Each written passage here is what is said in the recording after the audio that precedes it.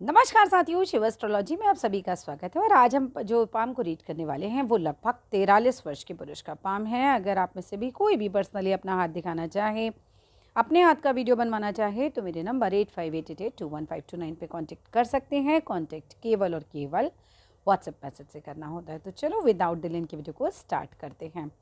अब सबसे पहले अगर हम आपकी पहली उंगली यानी गुरु की उंगली को देखें तो ये उंगली कैसी है, हाथी का सूंड होता है ना जैसा, कुछ वैसे ही आकार की, मतलब कि नीचे से काफ़ी मोटी है और ऊपर जाते जाते ये बिल्कुल ऐसे पतली होती चली जा रही है। खाने पीने की आदतें, खाने पीने के शौकीन आप बहुत ज़्यादा होंगे लेकिन हमेशा खाने पीने की आदतों पे थोड़ा कंट्रोल रखिएगा, बिकॉज़ ये ना आपको पाचन क्रिया की प्रॉब्लम दे सकती हैं।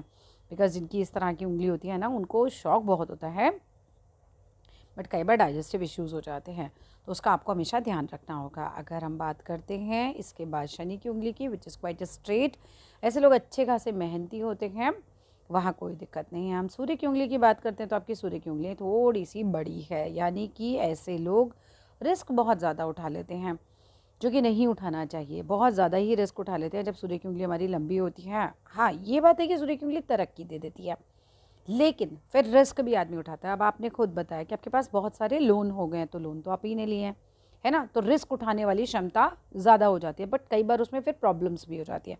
अभी आप वो प्रॉब्लम भी बहुत फेस कर रहे हैं, उस पर भी आएंगे जब हम भाग्य रेखा पे पहुँचेंगे।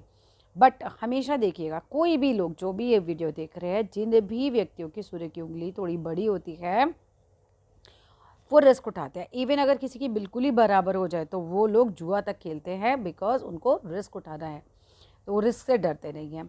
ठीक है, लेकिन ये नहीं है कि ये सूर्य की उंगली का कोई माइनस पॉइंट है, बस यही कि हमें ध्यान रख के रिस्क उठाना चाहिए।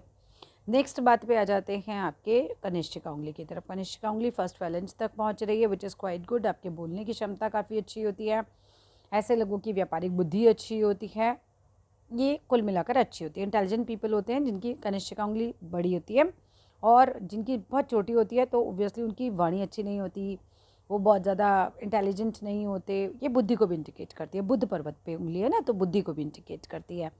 तो वहाँ तो सब उंगलियों के हिसाब से देखा जाए तो सब ऑलमोस्ट ठीक ही है आपका।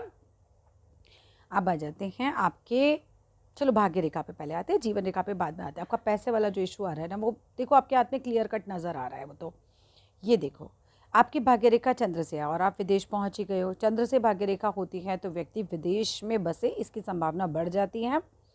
अब पहली बात, विदेश में रहूं या इंडिया वापस आ जाऊं, बिल्कुल इंडिया वापस मत आइए। जो भी लोग का चंद्र से भाग्य उदय है, आप इंडिया वापस आएंगे ना और ग्रोथ डाउन हो जाएगी आपकी, ये तो फॉर श्योर है, क्योंकि अभी ही डाउन हो रही है। ये लोग जितना अपने घर से दूर रह